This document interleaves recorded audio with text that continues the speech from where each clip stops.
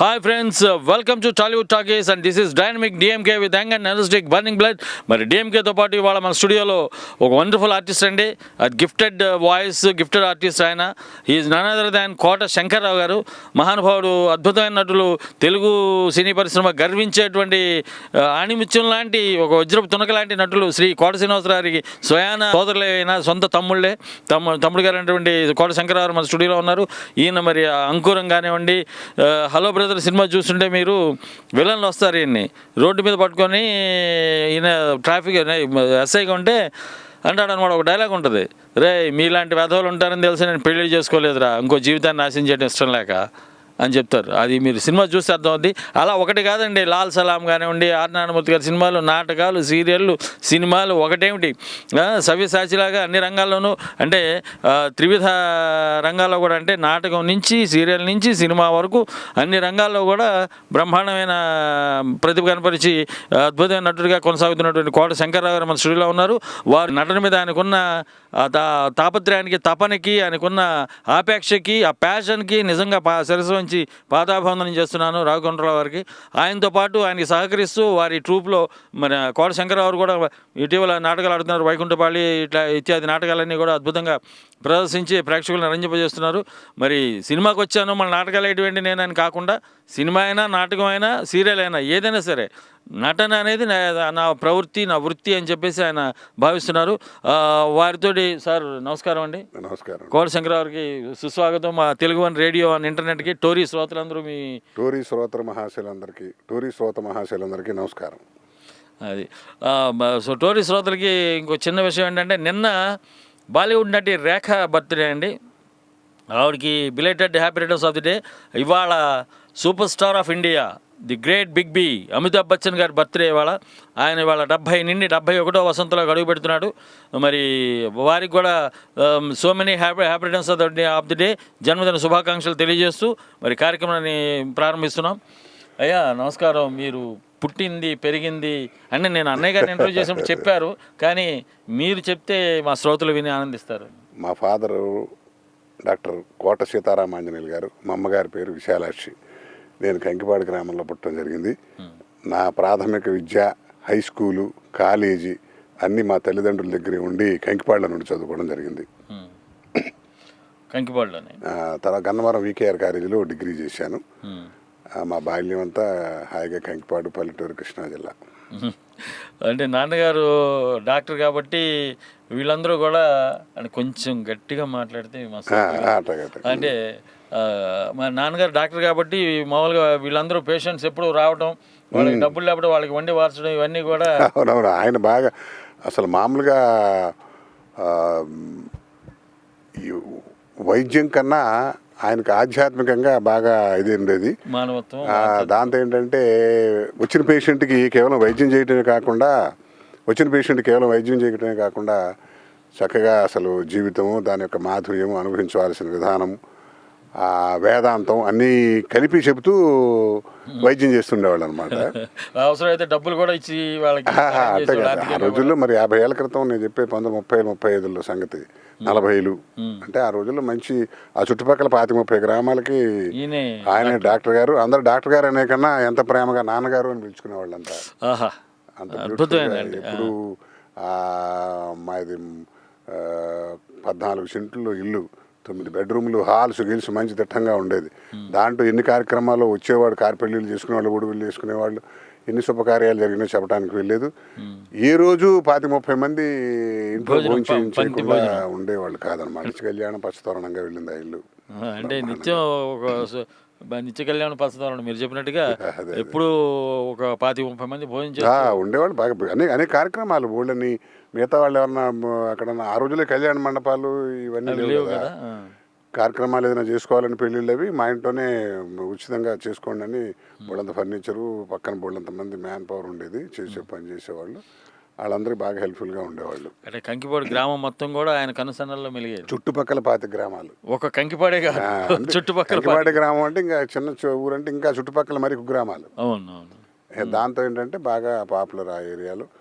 ముఖ్యంగా ఏంటంటే ఆయన ప్రసూతి విభాగంలో, అంటే ఈ కాన్పులు చేయటం అని దాంట్లో మద్రాసు మెడికల్ కాలేజీలో చదివి అక్కడి నుంచి బాగా ఆయన ఆ దాంట్లో అధ్యయనం చేసి ఎన్ని వేల పొరుల్లో అసలు ఆ రోజుల్లో లేడీ డాక్టరు ఆ ఏరియాలో పల్లెటూళ్ళు ఏముంటుంది అయినా కూడా ఇంత ఎక్విప్మెంట్ లేని రోజుల్లో కూడా ఎక్సలెంట్గా అసలు ఆడవాళ్ళ పట్ల వైద్యానికి నిజంగా ఆ రోజుల్లో పురుడు అంటే మళ్ళీ మరో జన్మని అనుకున్నాడు. అంతగా ఎక్సలెంట్గా అసలు ఆయన చేయబడితే చాలు హాయిగా ప్రశాంతంగా డెలివరీ అవుతారు, పిల్ల తల్లి బాగుంటారు అనేటువంటి ఒక మంచి హస్తవాసి దాన్ని అటువంటి మహానుభావులు. ఎందుకంటే కొన్ని వేల మందికి ప్రాణదానం చేసినటువంటి ఒక డాక్టర్ కడుపును పుట్టడం అనేది అదృష్టం. అది నిజంగా మీ పూర్వజన సుకృతమే. అది చదువుకునేటప్పుడు మీ చదువు ఎలా గడిచేది? మీరు మెరిట్ స్టూడెంటా, యావరేజా? యావరేజ్ స్టూడెంట్ అండి, పెద్ద మెరిటోరియసే కాదు, యావరేజ్గానే ఉండేవాళ్ళం. కానీ అక్కడ ఆకుండా ఎడ్యుకేషన్ డిగ్రీ వరకు ఆకుండా వెళ్ళాం. అచ్చా, అన్నయ్య గారితో మీ అనుబంధం ఏంటి చిన్నప్పుడు బాల్యంలో? ఏమో అందరూ అన్నదమ్ములాగానే ఒకే చోట కొట్టుకోవడం తిట్టుకోవడం జరగటం, ఏదో చిన్న చిన్న ఏవో నాటకాల్లాగా కాలేజీలు స్కూళ్ళు. మావాడు బాగా ఎక్కువ నటన మీద మొదటి నుంచి బాగా ఎక్కువ ఇంట్రెస్ట్ ఉండేది. చదువుకునే రోజుల్లో కూడా సరదాగా మా మాస్టర్ల వాళ్ళు ఉండే బుర్రకథలు అవి చెప్తుండే దాంట్లో ఉండేవాళ్ళు, బాగా పాల్గొనేవాడు, బాగా పార్టిసిపేట్ చేసేవాడు. బాగా మా ఫాదర్తో తిట్లు కూడా తింటుండేవాడు. చదువుకోండి తిట్లు కూడా. అంటే ఆ రోజుల్లో చదువు మీద ఇంపార్టెన్స్ ఎక్కువ ఉండేది. కానీ మనవాడు ఏంటంటే కాస్త అంటే అందరం ఆ రోజుల్లో ఏదో సరదాగా పెద్ద పెద్ద కళాఖండాలు వేసింది ఏది లేదు. కానీ ఈ కార్యక్రమాలు, సాంస్కృతిక కార్యక్రమాలు, హరికథలని బుర్రకథలని వీటిలో పాల్గొంటాం. ఈ నవరాత్రులు వాటిలో మనకు ఒక కాలర్ ఉన్నారు, వారితో మాట్లాడదాం. హలో, నమస్కారం అండి. నమస్కారం అండి. నమస్కారం సార్, మీ పేరు ఎక్కడి నుంచి మాట్లాడుతున్నారండి? అంబరీష్ గారు. నా పేరు అంబరీష్ అండి, సౌత్ కేరళ నుంచి మాట్లాడుతున్నాను సార్. మన స్టూడియోలో చక్కటి నటులు, అద్భుతమైన నటులు కోట శంకర్రావు గారు ఉన్నారు, వారితో మాట్లాడండి సార్. హ్యాపీగా అండి మీరు అంటే మాట్లాడతాం. అయ్యో thank you sir, thank you very much. మీరు పిక్చర్లో కనపడలేదు, చాలా రోజులు మిమ్మల్ని చూసి మేము. కనపడపోవడానికి ఏముండదండి, వేషాలు ఇవ్వాలి కదా ఎవరన్నా. అదే జరుగుతుంది. అంటే కనబడ్డారండి, అది మాకు చాలా హ్యాపీగా ఉంది. కనబడతానే అది అంటే కదా, అంటే కళాకారుడు అనేవాడికి ఉద్యోగం కాదు కదా. ఉంటే ఒక 5-6 నెలలు టీవీలో వాటిల్లో అబ్బా చూడలేక చేస్తున్నాను రా బాబు అన్నట్టు ఉంటాం. ఒక 2-3 నెలలు అసలు ఉండదు. అదొక వేవ్ లాగా ఆ సీరియల్ నడిచే దాన్ని బట్టి, ఆ సినిమాలు దాన్ని బట్టి ఉంటుంది. ఏమైనా టోటల్గా నేను 360 రోజులు ఉన్నట్టుండి కాదండి. సేమ్ టైం లాస్ట్ ఇయర్ మీ బ్రదర్ వచ్చారండి స్టోరీకి. లాస్ట్ ఇయర్ అదేదో మర్చిపోయానులేండి సార్. వచ్చారండి, ఆయన వచ్చారు ఇక్కడికి వచ్చారా? ఓ అప్పుడు మాట్లాడారా మీరు? ఓహో, అప్పుడు మాట్లాడాను. Very good. నేను చేస్తాను ఉంటానండి, స్టోరీ వింటూ చిన్న బిజినెస్ చేసుకుని ఉంటాను. చిన్న బిజినెస్ బాగా పెద్ద బిజినెస్ ఉంది అక్కడ. ఆయన ఘనాపాటి బిజినెస్ లో అంబరీష్ గారు. బాగుంది సార్, చాలా హ్యాపీగా ఉందండి మీ దాంట్లో మాట్లాడతాం. కానీ ఇంకేంటండి మీ ఇంకేమైనా ఉన్నాయండి ఇప్పుడు కొత్త వెంచర్స్, మీ ప్రాజెక్ట్ ఏమైనా? అంటే ఒక 7 సీరియల్స్, ఒక 5-6 సీరియల్స్ చేస్తున్నాము. అవి టెలికాస్ట్ పైలట్ చేశారు. డేట్ వస్తే కానీ వరుసలోకి రావు. అదేంటంటే నేను ఆల్మోస్ట్ ఒక 53 మెగా సీరియల్ చేస్తున్నాను. దాంతో ఏంటంటే జనాన్ని బాగా పాపులర్ అండి. మధ్యలో ఒక నెల 2 నెలల గ్యాప్ వచ్చినా కూడా ఇప్పుడు మీలాగానే మనం అభిమానించే మన ప్రేక్షకులందరూ కూడా, శ్రోతలు వాళ్ళు కానీ కనపట్లేదు అని ఒక చిన్న ఇది ఉంటుంది అనమాట. 53 వరుసగా ఆలోచించండి. మళ్ళీ ఇప్పుడు ఒక 5-6 ఉన్నాయి వరుసగా, 5-6 వరుసగా వస్తున్నాయట. మంచి సక్సెస్ఫుల్. అంటే సబ్జెక్టులు కూడా ఇప్పుడు తేడా వచ్చినాయిలేండి. ఇప్పుడు అంతా ఫోకస్ ఆడ క్యారెక్టర్ల మీద ఎక్కువ ఇంపార్టెన్స్ వచ్చింది. కరెక్ట్, అది మారిపోతా ఉంటాయి అన్ని. అదే సబ్జెక్ట్ మారినప్పుడు ట్రెండ్, ప్రేక్షకుల టేస్ట్ మారుతుంటుంది. అభిరుచి మారినప్పుడు మరి వాళ్ళ అభిరుచికి అనుగుణంగా తయారు చేయాలి కదా. అదే కరెక్టే. సో యాక్చువల్లీ అనుకుంటా ఉన్నా చాలా రోజులు, మేము మొన్ననే అనుకున్నా ఈ మధ్య నేను కొత్త చాలా రోజులు అయిపోయిందని కొట్టశంకర్ గారిని. అదే thank you sir, thank you very much. చాలా సంతోషం అండి మీతో మాట్లాడినందుకు. డిఎంకే గారు నమస్తే సార్, థ్యాంక్స్ ఫర్ కాలింగ్ అండి. Have a nice day sir, bye. Thanks for calling, take care అండి. అంటే నాటకాలు అన్నయ్య గారు వేస్తూ ఉండేవాళ్ళు, ఎక్కువగా పార్టిసిపేట్ చేసేవాళ్ళు. మీరు అప్పుడప్పుడు అంటే మా నాన్నగారు ఏంటంటే ఎప్పుడు నాటకాలు వేశారు కదా. కానీ ఒక్క నిమిషం, మరో కాలర్ వచ్చారు. హలో, హాయ్ అండి, నమస్కారం అండి. హలో హలో, నమస్కారం అండి. మీ పేరు ఎక్కడి నుంచి మాట్లాడుతున్నారు సార్? నమస్కారం అండి, నా పేరు పయ్యేటి రంగారావు, హైదరాబాద్ నుంచి మాట్లాడుతున్నాను. అయ్యా నమస్కారం రంగారావు గారు. బాబు శంకర్రావు గారు నమస్కారం. మీరు భౌతికంగా కనిపించి వినిపించి చాలా సంవత్సరాలు అయిపోయింది. ఎక్కడుంటున్నారు ఇప్పుడు? మళ్ళీ కలవలేదు, అందుకని ఇలాగైనా ఒకసారి మిమ్మల్ని పలకరిద్దాం. అయ్యో థ్యాంక్ యూ సార్. మీతో మాట్లాడడం మాదానందం. చాలా సంవత్సరాలు అయిపోయింది. మనకున్నటువంటి ఏదో చెప్పినట్టుగా మనకు వచ్చిన విద్య, మనకున్న వ్యాధి అది ఒకటే కదా. ఏమన్నా నందికి ఏమన్నా కడుతున్నారా? ఏదండి? నందికి ఏమన్నా కడుతున్నారా? అంటే పోటీ నాటకాలు వేయట్లేదు సార్. అలాగా? అంటే పోటీ నాటకాలు అంటే ఇప్పుడు మనకు నాటకాలు మనం విస్తృతంగా వేసే రోజుల్లో కనీసం 2 నెలలు రిహార్సల్ చేస్తే కానీ అవునవును, పరిషత్తుకు వెళ్ళే ధైర్యం చేయనిచ్చేవాళ్ళు కదా మన గురువులు. అవునవును. ఇప్పుడు ఏంటంటే ఇప్పుడు ఇన్స్టెంట్ వారం 10 రోజులు వేసేస్తున్నారు కుర్రాళ్ళు. ఆ పోటీలో యుగంలో ఏంటంటే మనం వెళ్ళి అనవసరంగా ఆభాస అవటం తప్ప మనకేంటంటే పైగా ఇంకోటి వచ్చి నెత్తురుకు అలవాటు పడ్డ పుల్లులాగా కెమెరాకి దీనికి అలవాటు పడిపోయాం. ఇక దాంతో ఏంటంటే దాని మీద అంత శ్రద్ధ పెట్టే టైం లేదు. పాత నాటకాలే పెట్టుకుని ఎప్పుడన్నా నాటకం పెట్టి ఈ వాటికి కూడా నెలకు 2 ప్రదర్శనలు ఏదో ఆ నాటకం ఈ నాటకం వేస్తూ వెళ్తున్నాం. బాగుంది సార్. భగవంతుడు మీకు ఆయురారోగ్యాలు ఇవ్వాలి, చక్కగా కళాశాల ఇంకా మీరు చేయాలని మనస్ఫూర్తిగా కోరుకుంటున్నాను. Thank you sir. థ్యాంక్ నమస్కారం. నమస్కారం. నమస్కారం రంగారావు గారు. ఫోన్ చేసినందుకు ధన్యవాదాలు. చాలా సంతోషం సార్. ఓకే, అంటే నాటకాలు వేసేటప్పుడు నాన్నగారు అంటే మా ఫాదర్ కంటే వేసేవాళ్ళు కాదు కానీ నాటకాలన్నా సంగీతం అన్నా మహా ఇంట్రెస్ట్ ఉండేది. ఆయనకి బాగా ఉండేది. ఆ రోజుల్లో మహానటులు నాగయ్య గారు, గోవిందరావు సుబ్బారావు గారిని, తర్వాత గౌరీనాథ శాస్త్రి గారు, కన్నమ్మ గారు, అట్లాంటి నాటకాలు చూడటం. తర్వాత మా ఊళ్ళో సురభి వాళ్ళ నాటకాలు వేయించడం, వీళ్ళు పెద్ద పెద్ద వాళ్ళ నాగయ్య గారు లాంటి వాళ్ళు కూడా సత్కారాలు చేయడం అలా చేయటం జరిగింది. అట్టా ఆయనలో కాస్త అంతర్లీనంగా ఉన్నటువంటి ఈ కళా అభిమానం ఏంటంటే మాకు మెయిన్గా వచ్చేంటంటే మా ఇద్దరికన్నా పైన కోట నరసింహారావు అని మా ఎల్డెస్ట్ బ్రదర్ ఉన్నారండి, పెద్ద ఆయన. ఇంకొక ఆయన 80లో పోయారు, ఇప్పుడు లేరు. అసలు మాకు ఈ నాటకాలు ఈ కళారంగంలో పెట్టింది ఆయన మెయిన్. ఆయన excellent script writer, dance director, artist. కేవలం మా పెద్ద బ్రదర్ ద్వారానే. నమస్తే అండి, శంకర్రావు గారు ఉన్నారా అండి అక్కడ? మాట్లాడుతున్నానండి. మీ పేరు? నమస్తే శంకర్రావు గారు, నేను శైలజ, నేను చికాగోలో కలిశాను. చెప్పండి అమ్మా. గుర్తుపట్టారా? మీరు ఆలీ గారు, గౌతమ్ రాజు గారు. అవునండి. అబ్బో, ఇప్పుడు రేడియోలో మీ మాటలు విని మేము ఇండియాకి మూవ్ అయిపోయాం. ఇండియా నుంచి ఫోన్ చేస్తున్నాను మీకు. అట్టగా నేను బాగున్నారేంటండి? బాగున్నానండి. ఇప్పుడు 2010 కలిసింది మనం. అవునండి. అబ్బా, 3 ఏళ్ళు గుర్తు పెట్టుకున్నారు. అవునండి. చెప్పండి అమ్మా. ఇప్పుడు అమెరికాలో ఉన్నారా? లేదండి, ఇక్కడే ఇండియా నుంచి ఇక్కడే ఉన్నాం, హైదరాబాద్ లో. ఇండియాలోనే ఉన్నారా? అక్కడ వినిపిస్తున్నారు. బాగున్నదండి. చాలా రోజుల తర్వాత ఏంటి మీ షోలు ఏమున్నాయండి, సినిమాలు అవి ఏమున్నాయి?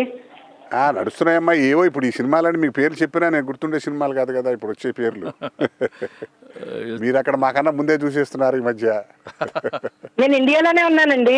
ఇప్పుడు సరే, అసలు అమెరికాలో మాకన్నా ముందు చూసేస్తున్నారు కదా సినిమాలు. అవునండి. నడుస్తున్నాయండి, పర్లేదు. అవునండి. ఇప్పుడు ఈ మధ్య మీ సినిమాలు సీరియల్స్ ఏమున్నాయండి మిమ్మల్ని చూడాలంటేనే? అంటే ఇప్పుడు టెలికాస్ట్ లేదమ్మా. రేపు దసరా వెళ్ళదు. మన దసరా వెళితే కానీ డిసెంబర్లో మొదలవుతాయి సీరియల్స్. ఒక 5-6 సీరియల్స్ పైలట్ చేస్తున్నాము, వరుసలో వస్తాయండి. చాలా సంతోషం అండి మళ్ళీ ఈ విధంగా మీతో మాట్లాడినందుకు. శైలజ గారు, మీరు ఇక్కడ ఇండియాలో ఎక్కడ ఉన్నారండి అడుగుతున్నారు శంకర్ గారు? బెంగళూరులోనండి. బెంగళూరు గుర్తిల్లా తెలుగు వాళ్ళం అండి మేము. అలాగంటారా? ఓకే. సంతోషం. తెలుగు భాష మీద మాత్రం అభిమానం ఉంది. మేము అతి త్వరలో హైదరాబాద్ కూడా మూవ్ అయిపోతున్నాము. 2 years బ్యాక్ బెంగళూరు వచ్చేసాం. మేము 14 years అమెరికాలో ఉండి అమెరికా నుంచి బెంగళూరు వచ్చి బెంగళూరు నుంచి హైదరాబాద్ వెళ్ళిపోతున్నాం అనమాట అండి. ఇప్పుడు హైదరాబాద్ వెళ్ళిపోవట్లేదు, వస్తున్నారు. మేము హైదరాబాద్ లోనే ఉన్నాం. అంటే మీరు ఉన్నారు, మేము ఇక్కడ నుంచి వెళ్తున్నాం కనుక వెళ్తున్నాం అని చెప్పాలి కదండి గ్రామంలో. ఓకే, సంతోషం. రండి, టోరీ వెల్కమ్స్ యూ. థ్యాంక్స్ అండి. నేను one of the favourite Tori ప్రేక్షకురాలు అనమాట అండి. చాలా ఇష్టం టోరీ అంటే. అమెరికాలో ఉన్నప్పుడు మర్చిపోలేదు, ఇండియాకి వచ్చిన తర్వాత ఓన్లీ టోరీ కోసం అని చెప్పేసి ఫ్రైడే 11 o'clock మోహన్ మురళి గారిది వస్తుంది కదా. అవునవును. అవునమ్మా. బాగుందండి, బాగుంది. దానికోసం కంపల్సరీ చూస్తాం. ఈ ప్రోగ్రామ్ ఇదే ఫస్ట్ టైం. లక్కీగా మరి కోట శంకర్రావు గారితో మాట్లాడటం కోసమే మనం పెట్టుకున్నాం. తెలిసిన మనుషులు డైరెక్ట్ మాట్లాడుకున్న మనుషులం కాబట్టి అదో సరదా. ఓకే అండి, మంచిదమ్మా. నమస్తే అండి. నమస్తే అమ్మా. నాగయ్య గారు, కన్నమ్మ గారు సన్మానాలు, స్వర్గవర్ధ నాటకాలు. మా ఎల్డెస్ట్ బ్రదరు ప్రోత్సాహంతో మేమిద్దరం నాటకాలు రావడం జరిగింది. అక్కడ మా ఎల్డెస్ట్ బ్రదర్కి అంటే గౌరీ శంకర్ ఆర్ట్ థియేటర్స్ అని ఒక ఓన్ బ్యానర్ ఉండేది నాటకాలకి. పోటీ నాటకాలు ఆడేవాళ్ళం కాదు, సిటీలు తీయటం తక్కువ. అసలు ఆ ఏరియాలో కృష్ణా జిల్లా మొత్తం రెగ్యులర్గా నాటకాలు ఆడుతుండేవాళ్ళం. మా కంకిపాడు అయితే మా ఊరు పక్కన ఉయ్యూరు అని ఒక ఉయ్యూరు ఉంది, షుగర్ ఫ్యాక్టరీ. ఉయ్యూరు వీరమ్మ అంటారు. ఉయ్యూరు వీరమ్మ తల్లి. వీరమ్మ తల్లి చాలా ప్రసిద్ధి. ఆవిడ తిరణాల ఆవిడ మీద పుణ్యవతి అని ఆవిడ జీవిత చరిత్ర ఒక సినిమా, ఒక నాటకం రాయించి 3 hours ప్లే. అది కనీసం నేను మా బ్రదర్స్ ముగ్గురం కలిసి, మా లోకల్ కళాకారులు అందరం కలిసి కనీసం ఒక 200 ప్రోగ్రామ్స్ ఇస్తుంటాం. బాబా, మనకు ఒక కాలర్ ఉన్నారు. నమస్కారం అండి. నమస్కారం సార్ రవి గారు. నాది మీ కృష్ణా జిల్లా అండి, గుడివాడ పక్కన. గుడివాడలో పుట్టాను, అంగులూరు మునినేపల్లిలో విద్యాభ్యాసం. అంగలూరా? రండి రండి, మనం అంతా కేడీలో, కృష్ణా డిస్ట్రిక్ట్ మందంతా. మారసలు పూర్వీకులు బేతవోలే, మాది బందరండి. అప్పుడు కళాకారులు పుట్టే ఊర్లు, పుట్టే జిల్లా కదా మంది. అదే దాన్ని మీరు మన ఇద్దరు అనుకోండి. జనం అంటే రామారావు నాగేశ్వరరావు గారు, సత్యనారాయణ గారు, రామారావు నాగేశ్వరరావు, మహానుభావులు అంతా, రఘుపతి వెంకయ్య గారు, వీళ్ళందరూ అక్కడి నుంచి వచ్చారు. పవన్ బాబు గారు, సోమన్ బాబు గారు, ఎటువంటి వాళ్ళు. ఇంకా నాటకాల్లో గుమ్మడి గోపాలకృష్ణ గారు, శంకర్రావు గారు, మన శంకర్రావు గారు. నేను కూడా నండి, డిఎంకే కూడా అక్కడి నుంచి వచ్చాడు గారు. నేను ఒకసారి మిమ్మల్ని బస్సులో చూశానండి. బస్సులో ప్రయాణించాను నేను హైదరాబాద్ నుంచి విజయవాడ వరకు. అప్పుడు మిమ్మల్ని చూశాను, కానీ మిమ్మల్ని పలకరిద్దామంటే నన్ను మళ్ళీ ఇసుకుంటారని పలకరించలేదు. పరిచయం లేదు కదా అని సంకోచించాను. ఇప్పుడు హ్యాపీగా మాట్లాడండి సార్. చెప్పండి. అప్పుడు గమనించాను, చాలా సింపుల్ గా ఉంటారు, చాలా మీ పని నాటకాలు.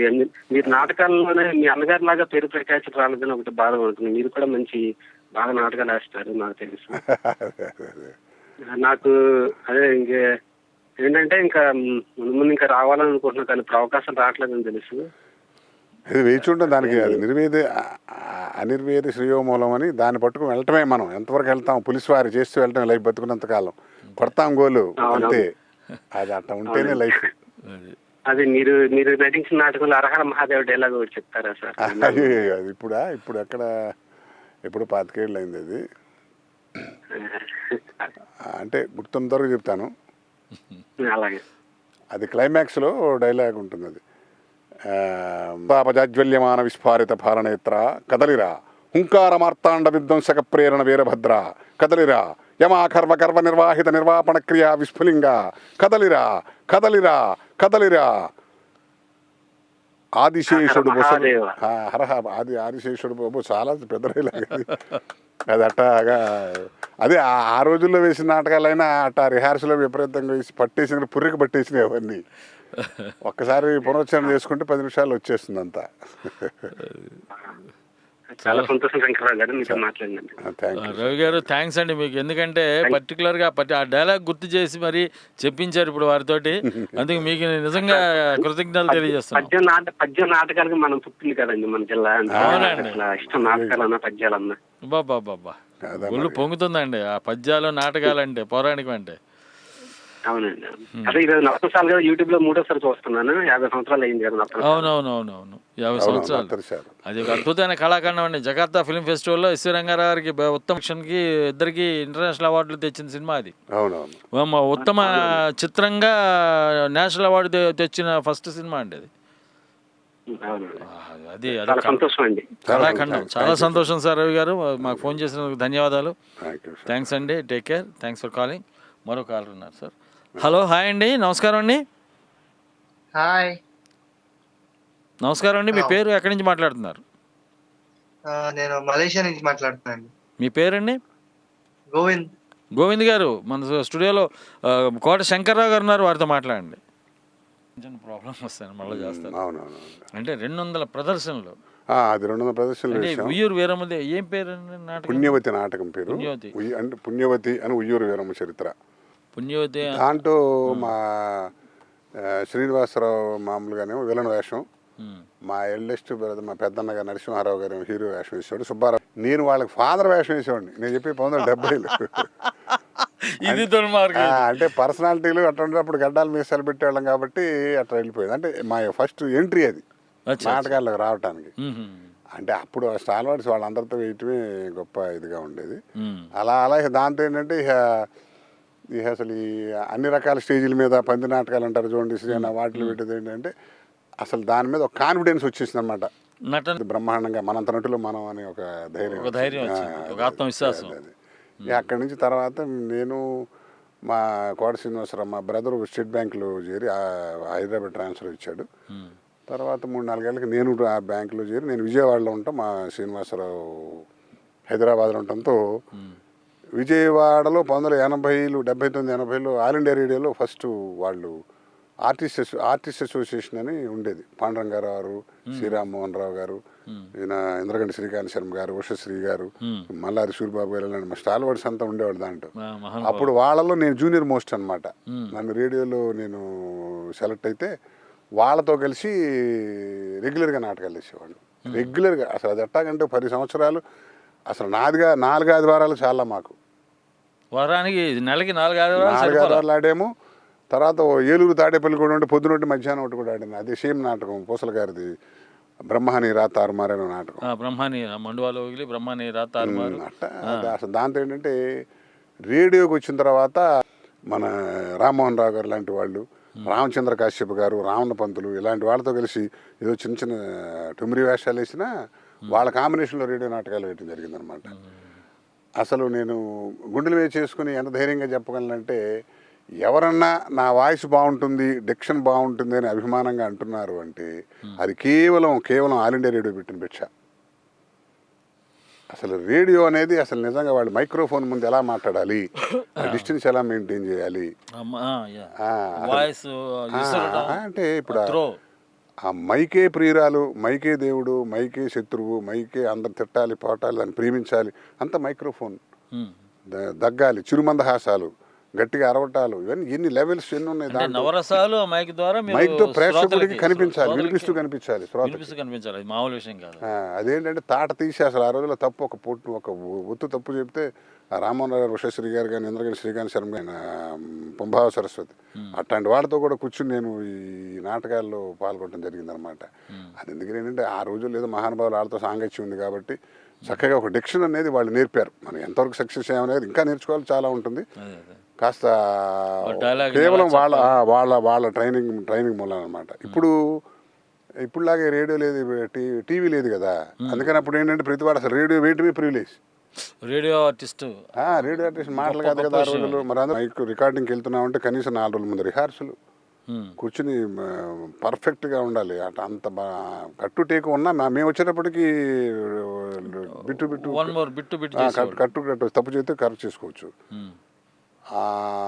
అయినా కూడా వాళ్ళు పర్ఫెక్ట్గా అసలు సీన్ ఉంటే అసలు ఆ మూడ్లో వెళ్ళాలరా. మన 4 మైకులు పెట్టి 4 మైకుల ముందు నుంచుంటే వాళ్ళ ముందు అసలు గజ వణుకు పుట్టేది అనమాట. వాళ్ళ ముందు ఏమన్నావు నువ్వు అంటే అసలు మాట వచ్చేది కాదు. తప్పు మాట అంటే డిక్షన్ వాళ్ళు నేర్పారు. రేడియోలో నిజంగా నాటకరంగ పరంగా, డైలాగ్ పరంగా, అసలు భాష పరంగా నాకు మహాతల్లి ఆల్ ఇండియా రేడియో వాళ్ళు మాత్రం. పాండురంగారావు మా గురుగారు అక్కడ ఇప్పుడు విజయవాడలో ఆయన ప్రోగ్రామ్ చేసి చదరా స్టేషన్ డైరెక్టర్ కూడా చేసి రిటైర్ అయ్యారు. అలాంటి వాళ్ళందరూ కూర్చోబెట్టి బ్రహ్మాండంగా నేర్పారనమాట. చాలా సంతోషం.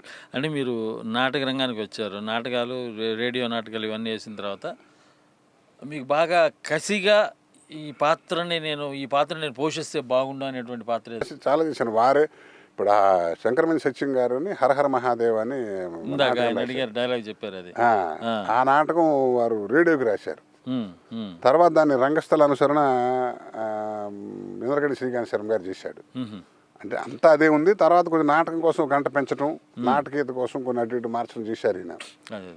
ఆ నాటకాన్ని స్టేజ్కి చేసిన తర్వాత ఏమైందంటే అందరూ రేడియోలో పనిచేసేవారు, పెద్దలు వాళ్ళలో నేను కుర్రాడిని అయ్యేటప్పుడు నా చేత హీరో వేషం ఇచ్చారనమాట. సహజంగా అసలు ఆ నాటకం చెప్పడానికి వీల్లేదు, అసలు ఎన్ని చోట్ల వేసామో చెప్పడానికి వీల్లేదు. అట్టగా అలా మంచి పాత్రలు. అదే రసరాజ్యం అని నాటకం చేస్తాను, దివాకర్ బాబు రాసింది. ఇప్పుడు విజయభాస్కర్ గారు రాసిన మినిస్టర్ మరో మోహన్జదారు, అట్లాంటి పెద్ద అప్పుడు ఏంటంటే మనం వేసిన పాత్రలు మాట్లాడుతున్నా కూడా మనని అంకుశంలాగా నొక్కిన వాళ్ళు పెద్దలు. మిమ్మల్ని అదుపు చేసి దాన్ని అలా కాదు ఇలా మన అని చెప్పి దారి ఇవాళ ఏంటంటే మనం నటిస్తుంటే తప్పురా ఇది కాదు ఇంకో రకం అని చెప్పేవాళ్ళు తక్కువయ్యారు. చెప్పే స్థాయి లేదు వాళ్ళు. అంటే వాళ్ళు టెక్నికల్గా అటు పోతున్నారు తప్ప ఇది లేదు. ఆ రోజుల్లో ఏంటంటే బేస్ వదిలేస్తున్నారు, పునాదిని పట్టించుకోవట్లేదు. ఊరికే వాడు చూసుకుపోతాడులే అనే ధోరణి లేదు. ఇప్పుడు ఈయన ఎంత నటుడైనా ఒక రకం చేయగలుగుతాం.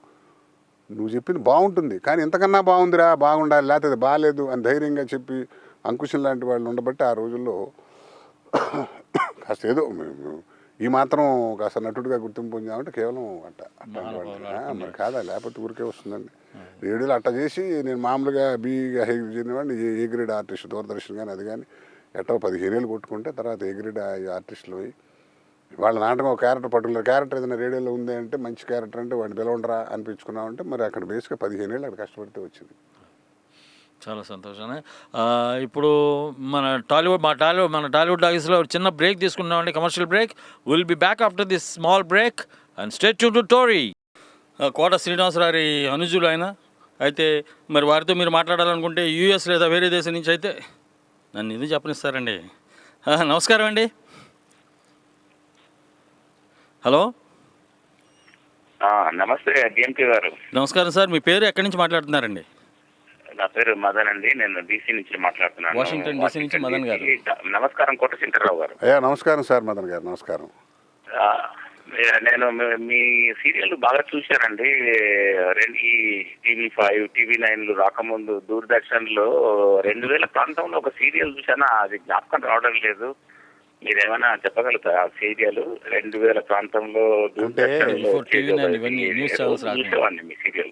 అంటే అది శ్రీమతి, గాయత్రి, గంగోత్రి, జయం, కలిసుందాంరా అండి. ఆ టైంలో బాగా వచ్చేది మీ దూరదర్శన్ లో మీ సీరియల్. దూరదర్శన్ లో చూసారంటారా? మీ ఎక్స్ప్రెషన్ చాలా బాగుంటుందండి, మీ వాయిస్ బాగుంటుంది. ఐ థింక్ మీ అన్నగారిదేమో కామెడీ సటైర్స్ పనికొచ్చే లాంగ్వేజ్ టోన్ ఉంటుంది, మీదేమో కొద్దిగా సీరియస్నెస్ టోన్, కొద్దిగా ఇది ఉంటుంది. అది ఇప్పుడు కూడా తెలుస్తుంది. ఇప్పుడు కూడా ఈవెన్ ఆఫ్టర్ 20 years కూడా మీకు అదే మీ టోన్ లో అదే ఉంది.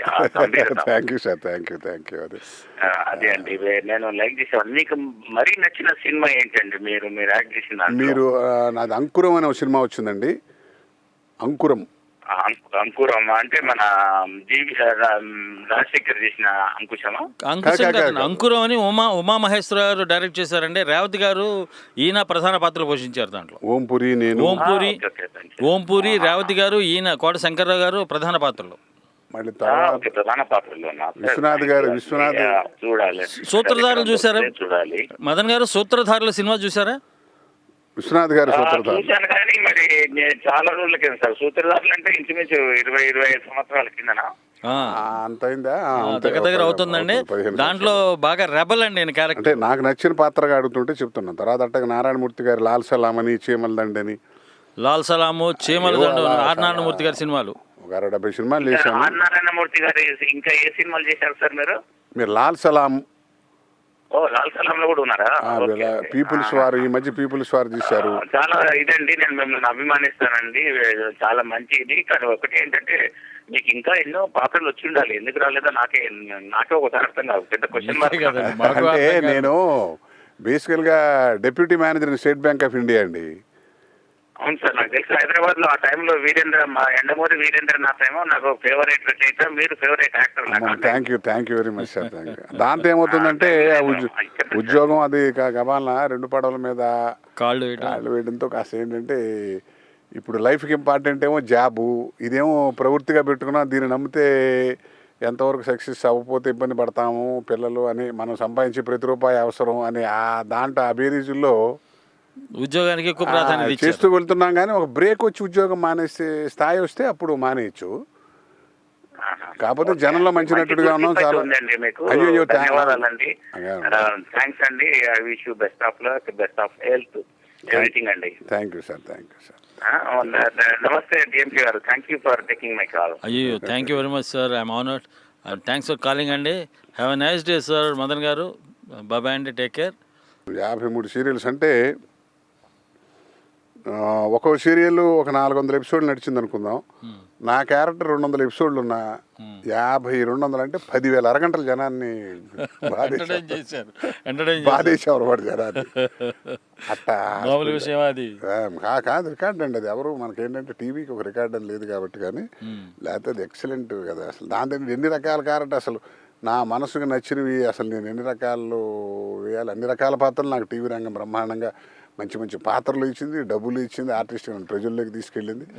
కాకపోతే నా బ్యాడ్ ఏంటంటే టీవీలో ఉన్న దౌర్భాగ్యం, అది వన్ టైం షో. అది ఒకసారి దానికైతే అయిపోతుంది. అది మనకు దూరదర్శన్ అయితే మాత్రం అసలు బాగుంటుంది, రిపీటెడ్ ఉంటుంది. ఇప్పుడేం రోజుకి వచ్చి పడుతున్న సీరియల్స్ మీద నీకు మళ్ళీ పాత రిపీట్ చేయడానికి అవకాశం లేదు. మనకు ఒక కాలర్ ఉన్నారు. నమస్కారం అండి. హలో హలో హలో హలో నమస్కారం అండి. మీ పేరు ఎక్కడి నుంచి మాట్లాడుతున్నారు? హలో డిఎంకే గారు, నేను వెంకట్ అండి, న్యూజెర్సీ నుంచి.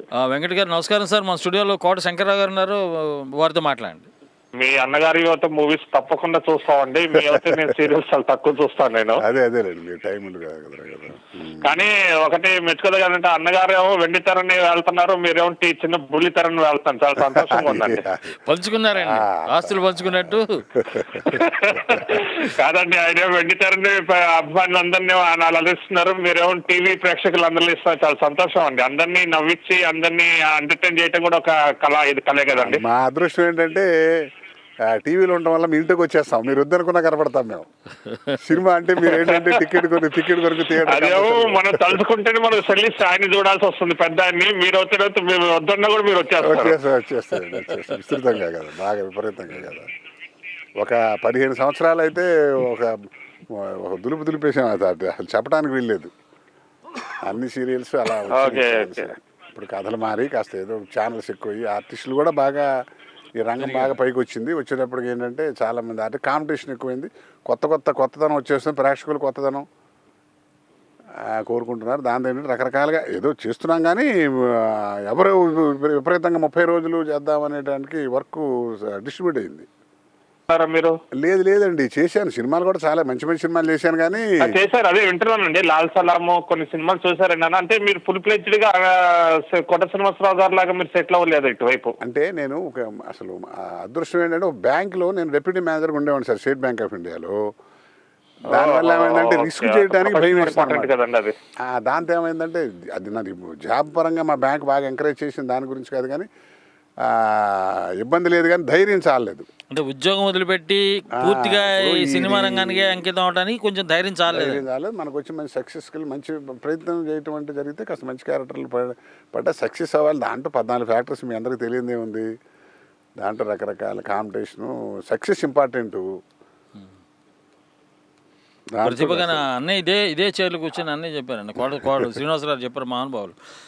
గుమ్మడికాయంత ప్రతిభ ఉన్నా ఆవగించంత అదృష్టం ఉండాలిరా అన్నారు. గుమ్మడికాయంత ప్రతిభ ఉన్నా కూడా ఆవగించంత అదృష్టం ఉండాలని చెప్పారండి. మెయిన్ అది ఉండాలి, అది లేనిదే నీ ప్రతిభ అంతా వేస్ట్, వృధా అన్నారు వెంకట్ గారు. ఫస్ట్ లో అండి నేను మూవీ గుర్తు రావట్లేదు, కానీ మూవీలో మీరు చూసినప్పుడు అండి నాకు మీది మొక్కట్లు అన్నయ్య గారి మొక్కట్లు ఒకటి ఉంటాను అప్పుడు అనుకునేవాడిని, దీనికి కోట శ్రీనివాసరావు బ్రదర్ కూడా ఉండారా అని చెప్పినప్పుడు అనిపించిందండి. అదే వచ్చింది వాయిస్ కల్చర్ కూడా ఇప్పుడు మాట్లాడుతుంటేనే అదే అండి గమనించింది. వాయిస్ కల్చర్ కూడా ఆయన మాట్లాడుతున్నట్టు అండి, బిహైండ్ ది స్క్రీన్ ఉంటే కనుక ఆయనే మాట్లాడతానని చెప్పచ్చు అండి. అవునవునవునవును, అసలు అదేదో ఏదో ఒక తల్లి కడుపును పుట్టాము, మా తొలి గురువులు ఒకళ్ళే, మాకు విద్య నేర్పిన వాడు ఒకడు, కన్న తల్లిదండ్రులు ఒకళ్ళు. దాంతో ఏమవుతుందంటే ఆటోమేటిక్గా కొన్ని వాయిస్ కలవటం, మేనరిజాలు, చెయ్యట అంటాం, కాలట అంటాం, అవన్నీ కొన్ని కలుస్తూ ఉంటాయి తెలియకుండానే మనకు. ఏదో ఒక అదృష్టం లేండి. ఆల్ ది బెస్ట్ అండి మీ ఫ్యూచర్ కి. మీ ఫ్యూచర్ కొన్ని చెప్పారు 5-6 సీరియల్స్ వెయిటింగ్ లో ఉన్నాయండి. ఆల్ ది బెస్ట్ అండి మీ కెరియర్ కి. ఇలానే మంచి మంచి సీరియల్స్ తీయాలని ఆశిస్తున్నాం అండి. Thank you sir, thank you very much అండి, all the best. Thank you sir Venkat గారు, thanks for calling, nice talking to you and have a nice day, bye, take care. మరో కాలర్ ఉన్నారు. హలో నమస్కారం అండి. నమస్తే అండి, నేను విజయ గొల్లపూడి. ఏమండి ఎక్కడి నుంచి మాట్లాడుతున్నాను విజయ్ గారు? సిడ్నీ ఆస్ట్రేలియా నుంచి అండి. సిడ్నీ ఆస్ట్రేలియా నుంచి విజయ్ గారు మాట్లాడండి. బాగున్నారండి? బాగున్నామ్మా, చెప్పండి. మీరు ఒకసారి మా state bank institute of rural development Hyderabad లో ట్రైనింగ్ వచ్చారు మా నాన్నగారు చేస్తున్నప్పుడు. అట్టగా ఆహాహా, అవును అప్పుడు ఎప్పుడు స్కిట్స్ కొన్ని ప్రెజెంట్ చేశారు మీరు. అవును 91 అండి. అబ్బా ఎప్పటిదండి బాబు. అవును, 1991. అప్పుడు నేను కాలేజ్ లో చదువుతున్నప్పుడు ఆ డేస్ లో. అలాగా 22 సంవత్సరాల క్రితం అది నేను తూప్రాన్ బ్రాంచ్లో ఫీల్డ్ ఆఫీసర్గా ఉండేవాడిని, అగ్రికల్చర్ ఫీల్డ్ ఆఫీసరు. దాంతో ట్రైనింగ్ అక్కడ రూరల్ ట్రైనింగ్ అని అక్కడ పంపిస్తే అక్కడికి వెళ్ళిన నన్ను చూడంగానే మిగతా ఆఫీసర్స్ అందరూ కూడా సరదాగా అప్పుడు ఆగస్ట్ 15th కలిసి వచ్చింది ఆ డే, ఆ ట్రైనింగ్ పీరియడ్లో. సరే సరదాగా కల్చరల్ ప్రోగ్రామ్, ఎంటర్టైన్మెంట్ ప్రోగ్రామ్ చేద్దామంటే అప్పుడు నన్ను ఏదో ప్రోత్సహిస్తూ నేను అందరినీ పోగేసేది, నాలుగు నాటకాలు సరదాగా వేసామన్నమాట. ట్రైనింగే ఇదే ఎక్కడికి వెళ్ళా మాకు వచ్చిన విద్య అదే కాబట్టి. That is a sweet memory అండి. బాగా గుర్తుంది మాకు.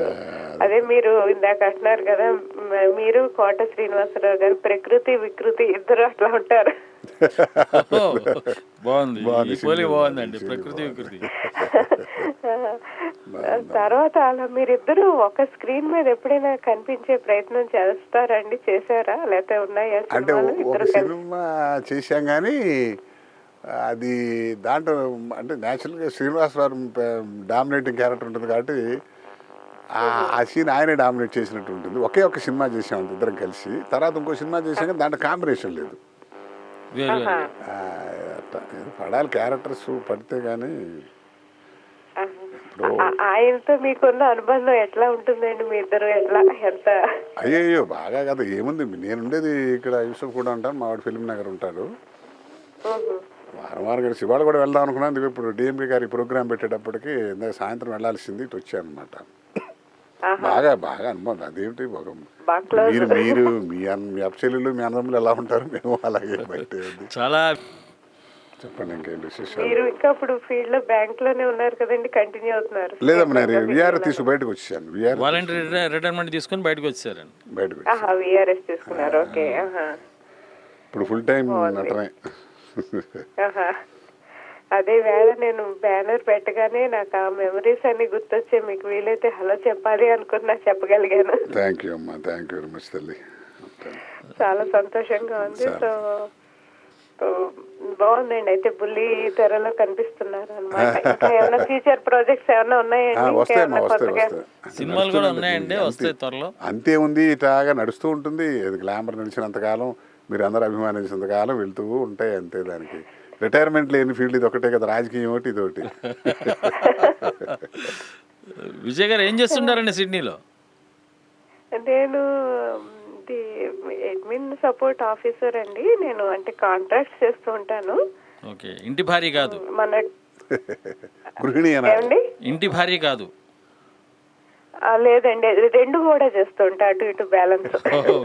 పరిస్థితిని బట్టి అటు ఇటు మలుచుకోకుంటా. నన్ను ఒకవేళ బయట కుటుంబ బాధ్యతలు ఎక్కువ ఉన్నప్పుడు అప్పుడు బ్రేక్ తీసుకుంటా వర్క్ నుంచి. అట్లా కాదు విజయ్ గారు, చాలా మంది చెప్తుంటారు నేను హౌస్ వైఫ్ నండి అని.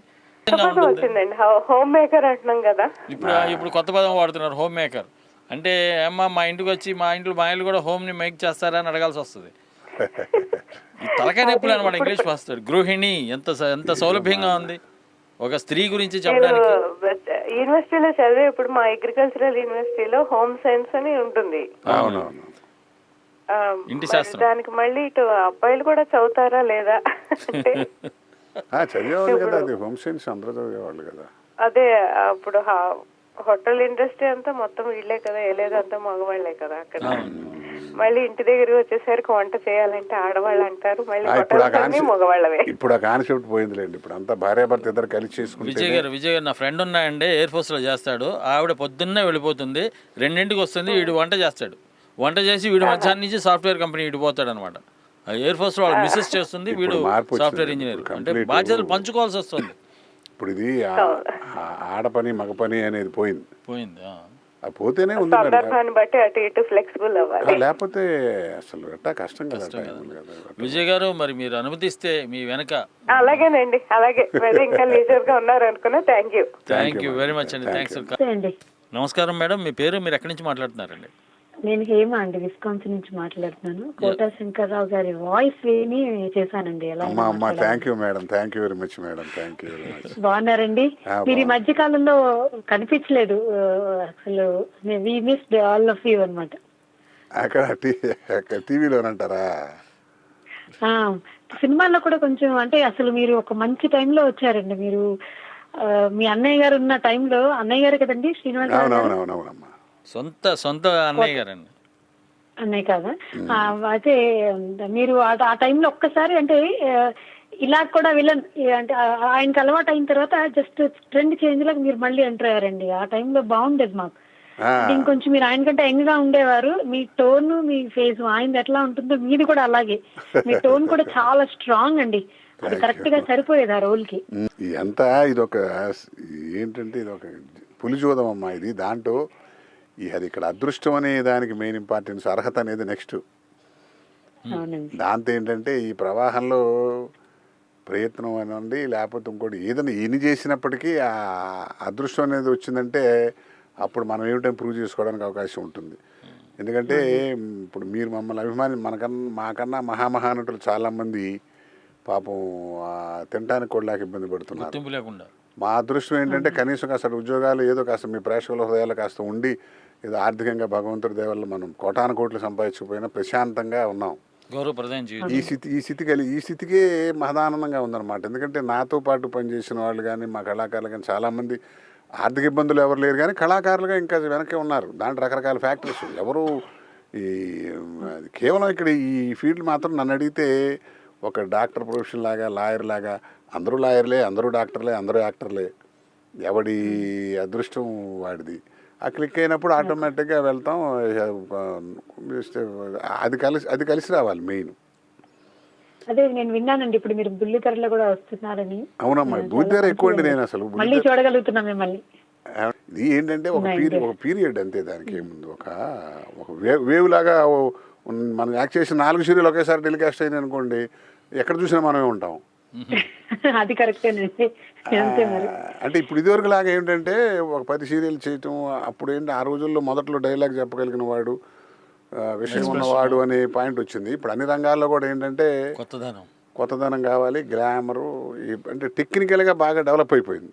దాంతో ఏంటంటే ఈ పాత్ర వీడే వేయాలి అని లేదు. ఇప్పుడు జనరల్గా ఏంటంటే మీ ఆడవాళ్ళంతా కూడా ఏంటంటే ఆడవాళ్ళనే ఎక్కువ చూస్తున్నారు. అంటే ఇంకా ఆప్షన్ లేకుండా అయిపోయిందండి. యాక్చువల్గా ఒక్కొక్కసారి విసిగొస్తాయండి. మరి వాళ్ళు అన్ని వీళ్ళంతా కూడా లేడీసే అయిపోతున్నారు. కొన్నిసార్లు అయ్యో పెద్ద పెద్ద కత్తులు పట్టు తిరుగుతున్నారండి బాబు. అది కొంచెం బాధాకరంగా అనిపిస్తూ ఉంటుందండి. అంటే ఎవరు కొన్ని ప్రత్యేక రోల్స్ ఎవరు వాళ్ళు పోషిస్తే బాగుంటుంది. అక్కడ ఆడ మగాన్ని నేను చెప్పనండి. అంటే కొన్ని వాటికి కొంతమంది సూట్ అవుతారు, అది ఎవరైనా కావచ్చు. వాళ్ళు పోషిస్తేనే అది రక్తి కడుతుందని నా అభిప్రాయం. మొదట్లో ఏంటంటే ఆడవాళ్ళంతా మంచివాళ్ళు, స్త్రీజాతిని అవమానపరచకూడదని మంచివాళ్ళని చూపిస్తూ దుర్మార్గులు మగవాళ్ళు ఎక్కువ ఉంటారు. ఆ కథలు 2 రోజుల్లో వచ్చాము మేము. దాంతో ఏంటంటే ఎక్కువ దుర్మార్గ పాత్రలన్నీ మగవాడే వేయాలి, కాస్త దుర్మార్గం రఫ్గా ఉండాలి అని ఆలోచన వచ్చింది. ఇప్పుడు ఏంటంటే అతని కోడలు కూతుర్ని ఒకటి. మీకు ఇవన్నీ మన గొంగళ్ళలో భోజనం చేస్తూ దాని గురించి మాట్లాడుకోకూడదు. మాకేంటంటే మీరు చూస్తున్నారు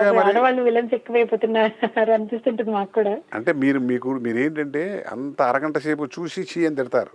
మాకు చూస్తే చాలు, మాకు మీరు చూడటమే ముఖ్యం. అది ఎంతసేపు చూసారా అని, ఎంతమంది చూస్తున్నారని, ఎంత డబ్బులు వచ్చినాయి సినిమాకి. ఇప్పుడు అట్ట కాదు కదా. దాంతో ఏమైందంటే ఇదే కావాలి, సో ఇదే సక్సెస్ అవుతుందని అందరూ అదే పనిగట్టుగా వెళ్తున్నారు. అంటే ఇప్పుడు మీకు ఎప్పుడైనా ఇందాక మీరు విజయ్ గారిని అడుగుతున్నారు కదా హౌస్ వైఫ్ అని ఎందుకంటారు అంటే, నేను జస్ట్ ఫన్నీగా చెప్తాను. అంటే ఇంటికి దీపం ఇల్లాలు కదండి, ఆ ఇంటి దాన్ని హౌస్ చేసేసారు, ఈ ఇల్లాలని వైఫ్ గా చేశారు. ఆ షార్ట్ లో హౌస్ వైఫ్ అని కట్ చేసి పెట్టారనమాట అనుకుంటున్నాను. లేదా ఈవెన్ నేను కూడా ఆలోచించేది. అంటే వాళ్ళ ఉద్దేశం ఏంటంటే వైఫ్ అన్ని చేసి పెడుతుంది కాబట్టి entire, don't misunderstand me, just example చెప్తున్నాను, అన్ని చేసి పెడుతుంది కాబట్టి అందు మొత్తాన్ని ఇంటికి అని ఉద్దేశంతో అలా అనుంటారు. కానీ గృహిణి మీరు అన్నట్టు వినసొంపుగా ఉంటుంది. కరెక్ట్ వర్డ్ కూడా యూజ్ చేస్తాం. తెలుగు భాషకి ఇంగ్లీష్ కున్న తేడా చెప్పబోయి నేను ఆ మాట అన్నానండి. ఆడవాళ్ళకి తెలుగు భాష ఫన్నీగా చెప్తున్నాను. థ్యాంక్ యూ అండి శంకర్రావు గారు, మీతో మాట్లాడినందుకు హ్యాపీగా ఉంది. ఆల్ ద బెస్ట్ అండి. Thank you sir. చెప్పండి సార్. శంకర నాద శరీర పర. శంకరారు మీ సినిమాల్లో మీ డైలాగులు వింటుంటే మా శరీరం అంతా ఆనందంతో ఉప్పొంగిపోతుందండి. అయ్యో thank you sir. Thank you very much. తర్వాత సినీ ప్రపంచంలో మీ అన్నదమ్ముల కోట తలుచుకుంటే చాలా సంతోషం. కోట కట్టేశారండి. తర్వాత మీరు బ్యాంకులో పనిచేసే సమయంలో కస్టమర్లలో కూడా ప్రేక్షకులు ఉంటారు. అయితే వాళ్ళు మీ పనికి ఆటంకం కలుగు చేస్తున్నారని మీ బ్యాంక్ మేనేజర్ గారు మిమ్మల్ని ఒక గదిలో పెట్టేసి అక్కడ డ్యూటీ చేయించేవాళ్ళ, లేకపోతే బయట కౌంటర్ లోనే ఉండేవాళ్ళండి? అదే చిన్న డౌట్. అంటే నాకు అడ్వాంటేజ్ ఏమైందంటే నేను బ్యాంక్ ఆశ్రయేటప్పటికి ఒక పావు గంట అరగంట ఆలస్యమైన నేను కౌంటర్లో ఉంటే ఆ సామాన్లు ఇవ్వమంటే సినిమా మాటలు చెప్తే మేనేజ్ చేసేవాళ్ళం. దాంతో అక్కడేమో సినిమా రంగంలో ఏంటంటే అరే కాస్త ఏదో మరీ పని పాట లేనివాడు కాదు, ఒక రెస్పాన్సిబుల్ బ్యాంక్ ఆఫీసర్ కాదు. అక్కడ గౌరవం నాకు బ్యాంక్ ద్వారా, అక్కడ నటుడి ద్వారా సినిమా బ్యాంకులో సరదాగా 10 నిమిషాలు ఆలస్యం రండి సార్ కూర్చొని ఏంటి సార్ అంటే ఏమంటే ఆ సినిమాలో ఆ టీవీలో విగ్గి ఏంటండి అమేసం ఏంటండి ఏదో మాటల్లో సరదాగా వాళ్ళు ఇన్వాల్వ్ అయ్యి ఉండేవాళ్ళు, సరదాగా మాట్లాడుతుండేవాళ్ళం. మంచి సరదాగా. Thank you very much. Okay, thank you Krishnamohan గారు, చాలా సంతోషం అండి. బాగుంది, సరదాగా మాట్లాడుతున్నారు. ఆయన అసలు మామూలు కవిత్వం చెప్తారు ఆయన. అంటే హిరణ్యకశిపుడు అవన్నీ పౌరాణికాలు టీవీలో నాకు అసలు దాన్ని ఏమంటారు తనివిదీరా పాత్రలు వేసుకున్నానండి. అవే పాత్రలు కనుక నేను సినిమాలో నాకు అసలు వేసుంటే అంటే చాలామంది రేంజ్ ఉన్న ఆర్టిస్టులే సినిమాలో వేయలేటండి వేషాలు. అంటే అన్ని రకాల పాత్రలు అక్కడ రావు, అవకాశం దొరకదు. కానీ నాకు విశ్వామిత్రుడు ఇట్లా అంటే ఎన్టీ రామారావు సినిమాలో వచ్చిన అవకాశాలు మీకు దూరదర్శన్ టీవీ రంగంలో అసలు ఆ రోజులు అసలు అట్లా. దాంతో ఏంటంటే ఒక విలను, కామెడీ విలను, తర్వాత క్యారెక్టర్ రోలు, పౌరాణికులు అర్జునుడు, భీముడు అనేటువంటి హిరణ్యకశిపుడు అని, విశ్వామిత్రుడని ఎక్కువ నెగిటివ్ క్యారెక్టర్స్లో కూడా రకరకాల షేడ్లో ఉన్న క్యారెక్టర్స్ తనివితీరా నాకు నటించే అవకాశం వచ్చింది. కాకపోతే ఏంటంటే రిపీటెడ్గా అది ఒక్కటే. దాంట్లో బ్యాడ్ ఏంటంటే ఇప్పుడు నేను మంచి పాత్ర చేశాను అని చెప్తే చూద్దామంటే లేదుగా. అది ఇప్పుడు సినిమా అనేటప్పుడు ఇప్పుడు మీకు ఇవాళ రోజున పాత క్యాసెట్ అని దొరుకుతుంది, సీడీ అని దొరుకుతుంది. ఏనాడు 1940లో సినిమాలు కూడా దొరుకుతున్నాయి. ఈ సీరియల్ అంటే మరి పర్టికులర్ ఆ ఛానల్ వరకే పరిమితం అవుతుంది. దానికి ఇంకా దాని మార్కెటింగ్ అది చేసి అంత పెద్ద రోజు వచ్చి పడిపోతున్నాయి కదా, కొత్త సీరియల్సే పడిపోతున్నాయి. ఇప్పుడు సినిమాలకే రిప్యుటేషన్ లేదు. సినిమాలన్నీ 2వ వారం అయితే 3వ వారం అంటే అబ్బో పెద్ద సినిమా. దూరదర్శన్ వాళ్ళకి ఏంటంటే వాళ్ళు ఏదన్నా బాగున్న సీరియల్ అనుకున్నది మళ్ళీ వాళ్ళు వేస్తున్నారు, కానీ మిగతా వాళ్ళు బయట వేయడానికి అవకాశం లేదు. ఎప్పటికప్పుడు కొత్త వరవడ వచ్చేస్తున్నాయి కదా కొత్త సబ్జెక్టులు, ఆర్టిస్టులు. అంటే సినిమాల్లో మీకు ఒక సెంటిమెంట్తో కూడిన ప్యాథటిక్ క్యారెక్టర్ ఇస్తే మీరు? నేను అట్లాంటి క్యారెక్టర్ నారాయణమూర్తి గారు చీమలదండులో చేశానండి. చీమలదండు సినిమాలో ఎక్సలెంట్ క్యారెక్టర్ చీమలదండు. దాంట్లో ముందు ఒక పత్రి అయితే అనమాట. వాడు హాయిగా కుటుంబం చక్కగా కొడుకు కూతురు హ్యాపీగా వెళ్తున్నది, పంట వేసి పడుతుంది, చివర పురుగు బట్టి సమస్యాత్మకంగా తీస్తుంటాడు. కాబట్టి వాటిల్లో అతను ఇబ్బందులు ఈ బ్యాంకులో కాబట్టి చివరి సూసైడ్ చేసుకుంటాడు, ఆత్మహత్య చేసుకుంటాడు. అట్లా ఎక్సలెంట్ బ్రహ్మాండమైన ఫేజ్ ఉన్నది. సినిమా మొత్తం మీద ఒక అరగంట ఉంటుంది ఆ వేషం. చాలా మంచి వేషం ఇచ్చాడు, నాకు చాలా మంచి పేరు తెచ్చేసింది క్యారెక్టర్ అది. తర్వాత ఆయన సినిమాలో చెప్పండి, లాల్ సలాము, ఈ తర్వాత పీపుల్స్ వారు, తెలంగాణ జై తెలంగాణ ఇవన్నీ తీశారు. కానీ అవన్నీ మామూలుగా నాకు నా రొటీన్ క్యారెక్టర్, విలన్ వేషం. లాల్ సలాంలో మాత్రం మంచి యంగ్ విలన్ క్యారెక్టర్, చాలా గొప్ప వేషం. ఆ సినిమా ఓపెనింగ్ క్లోజింగ్ నా మీద, ఆయన హీరో నేను విలను. చాలా మంచి వేషం, త్రూ అవుట్ వేషం. నారాయణమూర్తి గారు 4 సినిమాలు తీశాను, 4 చక్కని వేషాలు, మంచి ప్రమాణం, మంచి పేరు తెచ్చిన వేషాలు ఇచ్చారు. విశ్వనాథ్ గారి సూత్రధారులు అది కూడా లక్కీగా నా అదృష్టం ఏంటంటే ఒంగోలులో మన ఏవిఎస్ అప్పుడు ఇంకా సినిమాలకు జర్నలిస్ట్గా ఉన్న అతను అక్కడ కల్చరల్ అసోసియేషన్ పెట్టి ఆ రోజున ఆ ఇనాగరేషన్ విశ్వనాథ్ గారు. అప్పుడు మేము ఈ హరహర మహాదేవ నాటకం ఆయన ఉధృతంగా ఆడుతున్న రోజులు అవి. ఆ పెద్ద ఆయన విశ్వనాథ్ గారు వస్తున్నారు, ఇనాగరేషన్ పెడుతున్నాము కాబట్టి ఈ నాటకం అక్కడ వేయించాడు మమ్మల్ని. ఏవిఎస్ గారు పిలిచి ఆయన ఆహ్వానం మేము వెళ్ళి మా టీం అంతా వేసాం. విశ్వనాథ్ గారిని రిక్వెస్ట్ చేస్తే ఆయన చూశాడు, ఆశాంతం చూసి నాటకం మొత్తం చూసి బ్రహ్మాండంగా అసలు ఆయన బాగా నచ్చి, అది సమ్మేరు ఏప్రిల్ అనుకోండి, ఏప్రిల్ అయితే అక్టోబర్లో దీపావళి పండుగ రోజున నాకు మెడ్రాస్ నుంచి ఫోన్ చేసి మన వేషం ఇచ్చాం, దీపావళి పండుగ కదా శుభవార్తని చెప్పండి, తర్వాత మాట్లాడదాం డేట్స్ అనేది. అట్టా నాకు ఇలా చాలా అదృష్టవశాత్తు నా వితౌట్ ఎనీ ఎఫర్ట్ నన్ను స్టేజ్ మీద చూసి మహానుభావుడు వేషం ఇచ్చాడు నాకు. మరోసారి దీపావళి దగ్గరలో ఉందన్న 2వ తారీఖు నెక్స్ట్ మంత్. మంచి డైరెక్టర్ నుంచి మంచి అద్భుతమైన వేషం పడాలి మనస్ఫూర్తి కోరుకుంటున్నాను. ఆ తర్వాత అంకురం సినిమాలో ఆ క్యారెక్టర్ ఎలా వచ్చింది? అంకురం ఆయన మధు గారని విజయవాడ ప్రొడ్యూసర్, ఆయన దాని డైరెక్టర్ ఉమామహేశ్వరరావు గారు. ఉమామహేశ్వరరావు గారును మధు అంబట్ కెమెరా సినిమాకి. మధు అంబట్ కెమెరా. అయితే మధు అంబట్ గారు ఉమామహేశ్వరరావు గారు మద్రాసులో వాళ్ళు ఇనిషియల్ స్టేజ్లో మొదట్లో రూమ్మేట్స్. ఒక్క నిమిషం. హలో, నమస్కారం అండి. నమస్కారం అండి, నేను సిడ్నీ నుంచి సివిరావు అని మాట్లాడుతున్నాను. సివిరావు గారు నమస్కారం. మన స్టూడియోలో చక్కటి నటులు, టీవీ నాటక సినీ రంగాల్లో ప్రఖ్యాతిగాంచిన కోట శ్రీనివాసరావు తమ్ముడు కోట శంకర్రావు గారు ఉన్నారు. వారితో మాట్లాడండి. చాలా చక్కటి నటులే అండి. నేను ఇందాక ఇప్పుడు మాట్లాడుతూ ఆయన అన్నారు, మా కళాకారులు కొంతమందికి అదే అదృష్టం లేక వెనకబడి ఉన్నారు, వాళ్ళకి కావాల్సినంత అవకాశాలు రాలేదని అన్నారు కదా. మరి మీరు యాక్చువల్గా మిమ్మల్ని మీ అన్నయ్య గారి యాక్షన్ చూస్తే ఎవరు ఎక్కువ ఎవరు తక్కువ అని చెప్పడం కష్టం అవుతుంది. అంటే ఇద్దరు ఈక్వల్లీ టాలెంటెడ్ ఆర్టిస్టులు. మరి అని నాకైతే పర్సనల్ గా అనిపిస్తుంది, అంటే మీకు అన్ని అవకాశాలు రాలేదేమో అని. అది కరెక్ట్ అంటారా? అంటే అది కరెక్ట్, వాస్తవమే కదా, దాంట్లో రహస్యమే ఉంది. కాకపోతే ఏంటి చెప్పాను కదా, నేను మా బ్రదర్ ఏం చేశాడంటే ఒక 15 సంవత్సరాలు బ్యాంకులో పనిచేశారు. ఆయన కూడా స్టేట్ బ్యాంకు చేసిన ఆయన ఏం చేశాడంటే అసలు దీని అంతు తేల్చుకోవాలి వ్యవహారం ఏమైనా సరే, అసలు మనం కష్టపడి ఆయన ప్రమోషన్స్ మానుకుని దాని మీద కృషి చేశాడు, క్లిక్ అయింది. నాకేమైందంటే మేము అసలు నాటక రంగానికి సినిమాకి రావటం లేటుగా వచ్చాము ఇద్దరం. అసలు మనకు సినిమాల మీద పెద్ద ఇంట్రెస్ట్ లేదు, ఆ రోజులు అంటే తెలియదు, అక్కడికి వెళ్ళి చేద్దామని ఆలోచన లేదు. వచ్చిన తర్వాత ఇది బాగుంది అనుకునేటప్పటికి మనం ఏమైందంటే భార్య పిల్లలు సంసారికంగా ఒక లెవెల్కి వచ్చాం, బాధ్యతలు. దాంతో ఏంటంటే మా బ్రదర్కి ఒకసారి బ్రేక్ వచ్చినప్పుడు రిస్క్ చేయగలిగాడు. నేనేంటంటే ఆటోమేటిక్గా నాకు ఈ టైమ్లీ ప్రమోషన్లు తీసుకుంటూ, అది లైఫ్ ఇంపార్టెంట్ కదా మెయిన్. దాంతో పైగా పిల్లలు చిన్నపిల్లలు, మనం సంపాదించే ప్రతి పైసా కుటుంబానికి అవసరమైన ఏజ్ అది.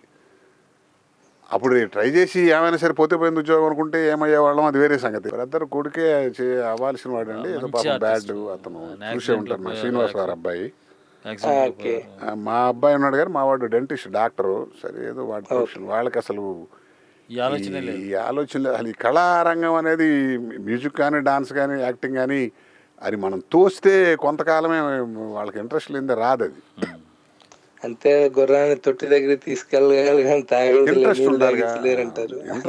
అది యాక్చువల్ గా మీ అబ్బాయికి డెంటిస్ట్ అనే కాదు, అది అందరికి అప్లై అవుతుంది. ఎవరికి అన్ని ప్రొఫెషన్, ఏ ప్రొఫెషన్ అయినా అన్ని ప్రొఫెషన్లకి అందరి పిల్లలకి అప్లై అవుతుంది. కొంత ఏంటంటే మనం వాడిని చేయాలనుకుంటే మనం ఫైనాన్షియల్ గా సౌండ్ అయితే మనం తీసుకోవాలి, సినిమా తీసుకోవాలి ఇవాళ కాలమాన పరిస్థితులకి. చేస్తున్నారు కదా అట్లాగే. కాకపోతే ఏంటంటే అది రిస్క్ చేయలేము. మెయిన్ అసలు మీరు అన్నట్టు ఇంట్రెస్ట్ ఉండాలి, మనం యాక్ట్ చేద్దాము, పాట పాడదాము. అలా చేసినా క్లిక్ అవుతారని గ్యారంటీ లేదండి. ఇప్పుడు బాబుమోహన్ గారు ఉన్నారు, వాళ్ళ చిన్న అబ్బాయిని పెట్టి సినిమా తీశారు, ఏమైంది? అతను ట్రై చేశాడు అనుకోండి, మా వాళ్ళకి బేసికల్గా అసలు ఇంట్రెస్టే లేదు. వాళ్ళకి ఏదో ఎంతసేపు సంగీతం ఏదో నేర్చుకున్నారు కానీ పెద్ద ఉద్యోగస్తులు. అలాని కాదండి, ఇప్పుడు రాఘవేంద్రరావు అబ్బాయి ట్రై చేశాడు, కేఎస్ రామారావు అబ్బాయి ట్రై చేశాడు, దాసరి నారాయణరావు అబ్బాయి ట్రై చేశాడు, మరి వాళ్ళు ఎవరు క్లిక్ అవ్వలేదు. అదే అదృష్టం ఉండాలి, ప్రతిభ ఉండాలి. ఒకవేళ ప్లాట్ఫామ్ ఉంటుంది తప్పితే, ఒక సెలబ్రిటీ కడుపున పుట్టినందుకు ప్లాట్ఫామ్ ఒకటి ఉంటుందండి, కానీ దాని మీద మిమ్మల్ని మీరు ప్రూవ్ చేసుకోకపోతే ప్రయోజనం ఉండదు. సక్సెస్ కూడా ఒకటి ఉంటుంది రండి, సక్సెస్ ఇంపార్టెంట్. మనకేం రాబోయిన సినిమా హిట్ అయిందంటే మన వెనకాల పడతారు. అది ఇది పచ్చి నిజం అండి. మనకి ఏం వచ్చినా రాకపోయినా సినిమా హిట్ అయితే ఆటోమేటిక్గా ఆర్టిస్ట్, ఆ సినిమాలో పనిచేసిన టెక్నీషియన్స్, ఆర్టిస్టులు మొగోళ్ళు అవుతారు.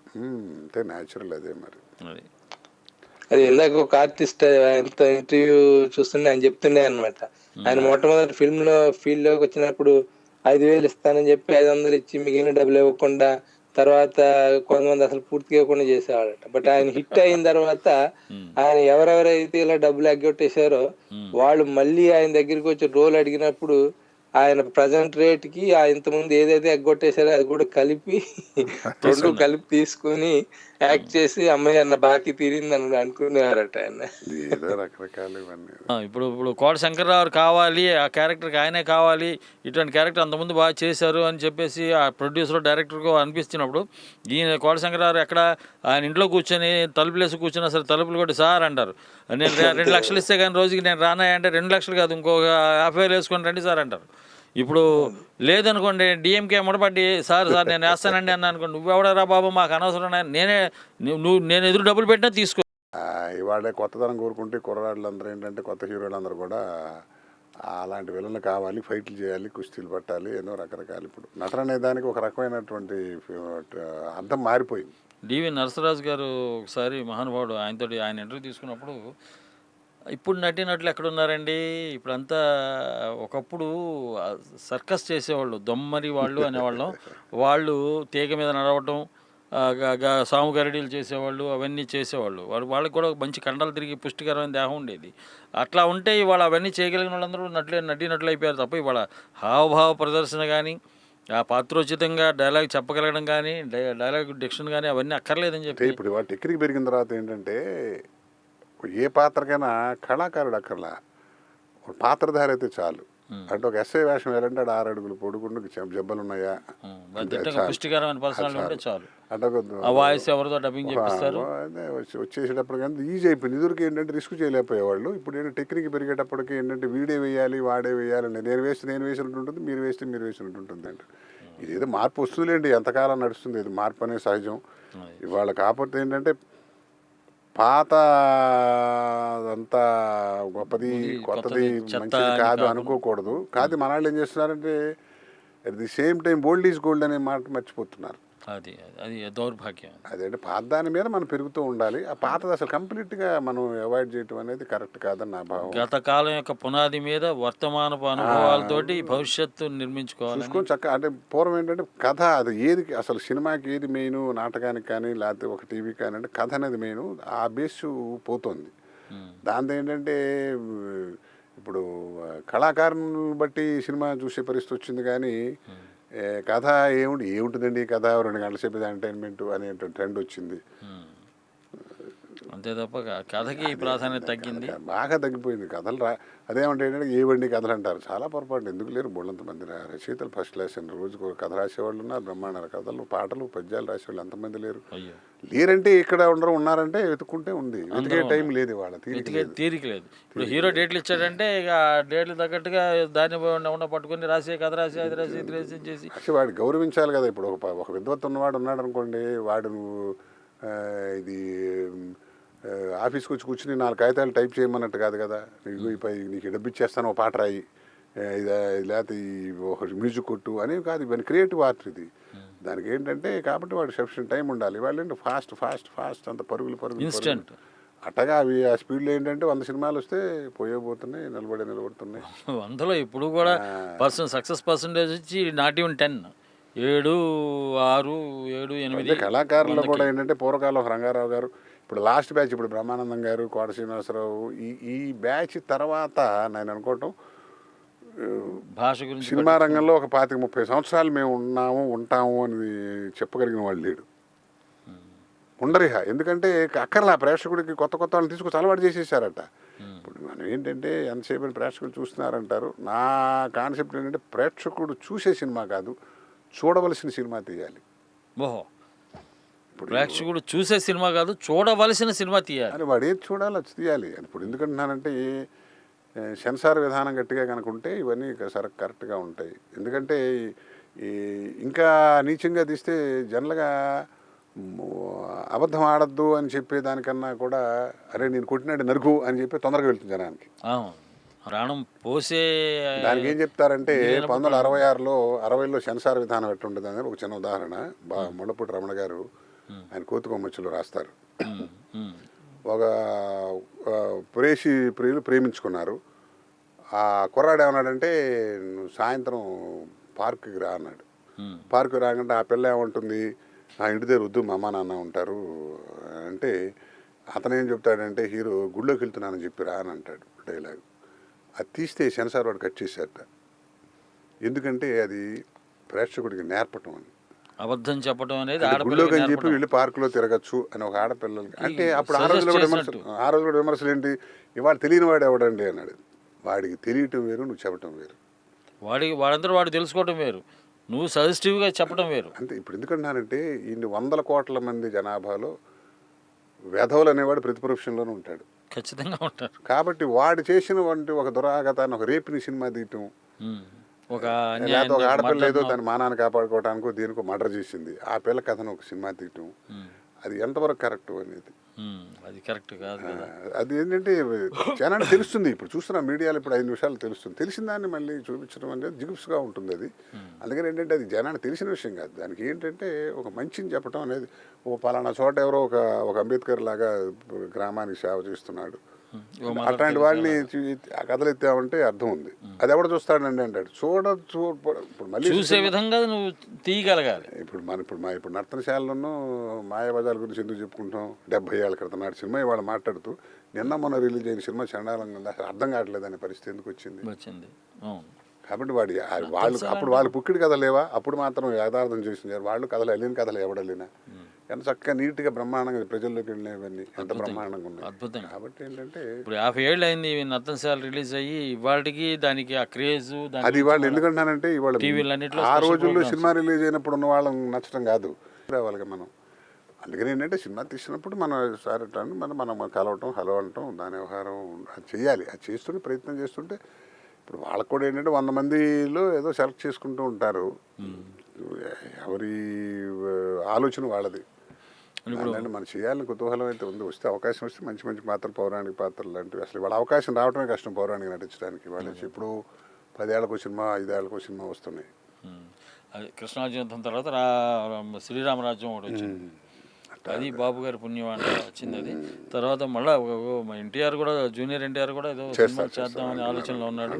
దాని వరుస కన్నా ఇవన్నీ వాటికి మరి రావాలి. మళ్ళీ ఆ పాత ట్రెండ్ ఏంటంటే హాయిగా భార్య, పిల్లలు, కోడలు, కూతురు అందరూ కూర్చుని హాయిగా ప్రశాంతంగా చూసే సినిమాలు మళ్ళీ రావాలి, వస్తాయి. చాలా వచ్చింది. మొన్న ఎవరు అన్నారు, ఎవరు కీరవాణి గారు ఆయన అంటున్నారు ఏమని, మళ్ళీ హీరోలు వాళ్ళ పాటలు వాళ్ళు పాడుకొని, హీరోయిన్లు వాళ్ళ పాటలు వాళ్ళు పాడుకొని, అంటే ఏ పాత్ర వేసేవాళ్ళు ఆ పాత్ర తమ పాటలతో సహా పాడుకునే స్థాయిలో తయారయ్యి వచ్చే స్థితిలో మళ్ళీ మన సినిమా వస్తుందండి. మళ్ళీ ప్రొడ్యూసర్కి ఒక ఉచితమైన స్థానం ఇవాళ అకౌంటెంట్ లాగా చూస్తున్నారు. హీరోలు కాళ్ళ మీద కాళ్ళు వేసుకొని సిగరెట్ తాగుతూ ప్రొడ్యూసర్ వస్తే సార్ బాబు నమస్కారం అంటే హాయ్ అని ఊరికి వెళ్ళి చేయెత్తే స్థితి నుంచి ప్రొడ్యూసర్ ఫ్లోర్లోకి ఎంటర్ అయ్యాడంటే ఎందుకంటే వీళ్ళు హీరో లేచి సార్ నమస్కారం అనే స్థితికి గౌరవిస్తారు అని. పూర్వకాలంలాగా రక్తం ధారపూసి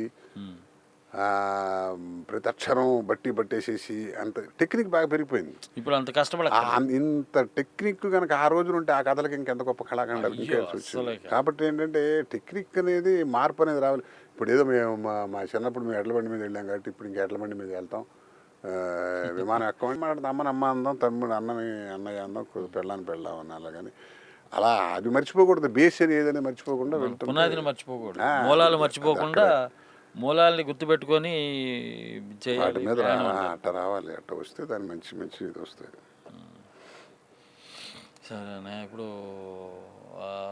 మర్చిపోయాను, ఈ మారుతి గారు మొన్న అన్నాడు, తెలుగు వాళ్ళనే తెలుగు పెట్టుకుంటానండి, నా చుట్టూ ఉన్న వాళ్ళకే నేను లైఫ్ ఇస్తానండి, నాకు బయట పరభాష అట్లా అక్కర్లేదు, కొత్త వాళ్ళ దగ్గర నేను వెళ్ళలేను, ఎందుకంటే వాళ్ళని నేను నమ్మలేను, వాళ్ళు ఏంటో నాకు తెలియంది నేను వాళ్ళని తొందరగా వాళ్ళతో మింగిల్ అయ్యి వాళ్ళకి ఇవ్వలేను అని చెప్పేసి.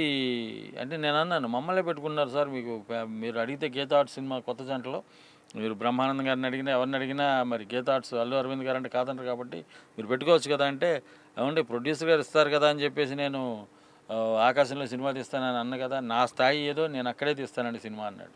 ఇప్పుడు ఇది కంబైన్డ్ ఆర్ట్ అయ్యేటప్పటికల్లా టీం వర్క్ అయిపోయింది. ఆయనకి అంత స్వతంత్రం ఇవ్వాలి, ఇచ్చే వ్యాపారం కాబట్టి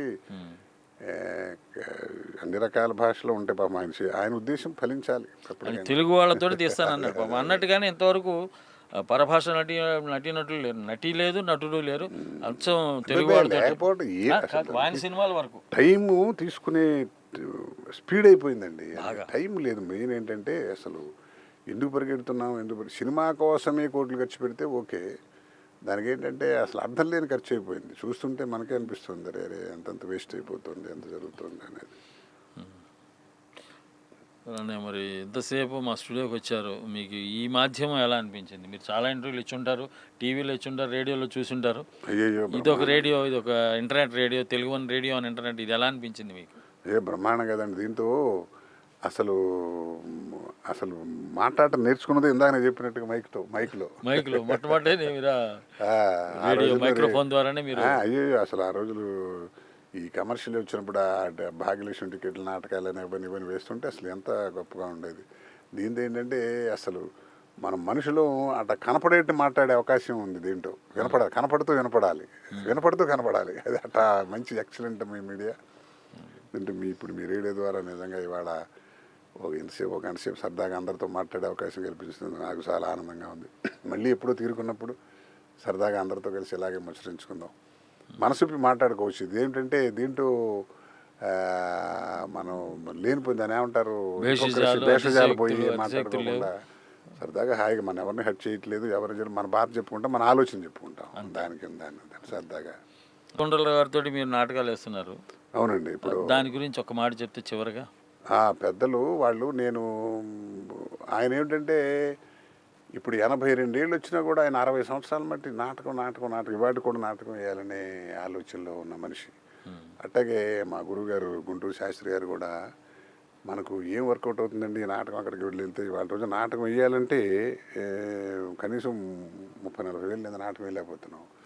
ఏంటంటే వాళ్ళు ఏమంటారంటే నాటకాల మీద మనం ఏం సంపాదిస్తూ ఉంటాండి, అది దాంట్లో ఉన్నది, అది కరెక్ట్. అందుకని ఏంటంటే నాకున్న తీరికలోనే ఆయన మహానుభావులు అలాంటి వాళ్ళతో పెద్దవాళ్ళతో నటించి ఆయన మొన్నటిదాకా ఆయన భార్య రాధాకుమారి గారు వాళ్ళిద్దరితో కలిసి నేను కూడా గమ్మత్తు ఏంటంటే ఇక్కడ బొంబాయి, ఢిల్లీ, గుజరాత్లు అక్కడ కూడా వేయటం జరిగింది. కాబట్టి అలాంటి పెద్ద తెలుగు సమాజాలు వాళ్ళతో నాటకాలు వేసాం చక్కగా బ్రహ్మాండంగా. అలాంటి పెద్ద వాళ్ళతో మనం కూడా వేసామని చెప్పి చరిత్రలో 4 రోజులు చెప్పుకోవడానికి తర్వాత ఎప్పుడైనా భయపడదు. అట్లాగే నేను కూడా సరదాగా ఈ నా లైఫ్లో సినిమా రంగంలో మంచి అనుభూతి ఏంటంటే ఎన్టీ రామారావు గారు లాస్ట్ పిక్చరు ఆయనతో కలిసి నటించాను నేను. బాబు గారి దర్శకత్వంలో అనుకోకుండా 11 రోజులు శ్రీనాథ్ కవి సార్వభౌమ 11 రోజులు ఆయనతో కలిసి ఇలా కూర్చున్నాను అనమాట. నేను ఒక 4 రోజులు డైలాగ్ టు డైలాగ్ మాట్లాడినా, మిగతా 11 రోజులు అసలు అట్లాంటి మహానటులు వాళ్ళు గొప్ప వాళ్ళు. అట్లాగే నాగేశ్వరరావుతో 2-3 సినిమాలు చేసాం. చూసి నేర్చుకుంటే వచ్చేది కాదు, ఎవడంత నటుడు వాడు. కానీ అసలు జీవితంలో డిసిప్లిన్, అసలు కళాకారుడికి ఉండవలసిన లక్షణాలు ఏమిటనేది అలాంటి మహానుభావుల దగ్గర మనం తెలుసుకోవడానికి అవకాశం. ఏదో జీవితంలో భగవంతుడు మంచి అవకాశాలు అన్నీ చక్కగా ఇచ్చాడు. వెల్ సెటిల్డా కళాకారుడుగా సినిమా రంగంలో అనే దానికి నా దగ్గర కరెక్ట్ సమాధానం లేదు. కానీ ఉద్యోగం చేస్తూ కళారంగాన్ని నమ్ముకున్నందుకు గత 30 సంవత్సరాల బట్టి నా స్థాయి కళాకారుడు సుఖంగా బతకాలంటే ఏమి ఇవ్వాలో అవన్నీ భగవంతుడు ఇచ్చాడు. అంటే వెల్ సెటిల్డ్ అని అనలేను కానీ కంఫర్టబుల్లీ సెటిల్డ్ అది చాలా. అంతకంటే అది విలాసవంతమైన జీవితం లేకపోయినా సౌకర్యవంతమైన జీవితం ఉంది. అది ప్రేక్షకులందరూ అభిమానిస్తుంటే భగవంతుడు మనకు ఆరోగ్యాలు ఇవ్వాలి, చక్కగా 10 మందిని ఎంటర్టైన్ చేసి మంచి పాత్రలు రావాలని కోరుకుంటున్నాను. అవి మీకు మరి భగవంతుడు మీరు కోరుకున్న పాత్రలన్నీ ఇవ్వాలని, మీరు ఇంకా మంచి నటులుగా కావాలని, ఇంకా అద్భుతమైన పాత్ర పోషించి మన తెలుగు ప్రేక్షకులని అలరించాలని, 10 కాలాలు అలా మీరు దేవుడు పచ్చగా మిమ్మల్ని చూడాలని మనస్ఫూర్తిగా కోరుకుంటూ. And that's all for the day. This is DMK signing off. Take care. Bye-bye.